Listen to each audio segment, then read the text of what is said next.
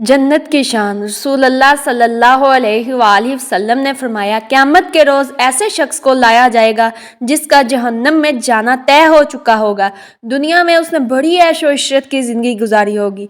उसे दोज़ख में एक गोता दिया जाएगा और वो दुनिया के सारे ऐशो इशरत भूल जाएगा। उससे पूछा जाएगा, ए इब्ने आदम, क्या दुनिया में तूने कोई ऐशो इशरत देखी?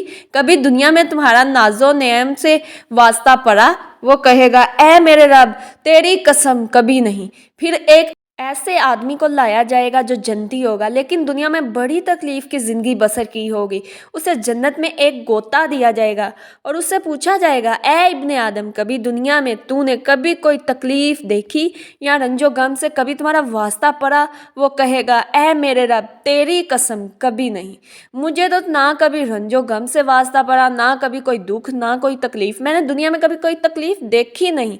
वो जन्नत को देखकर दुनिया की सारी तकलीफ़ों को भूल जाएगा और अहले दोज़ख, उन्हें जो दुनिया में लज़्ज़तें महसूस हुई वो सारी जहन्नम को देखकर वो भूल जाएंगे।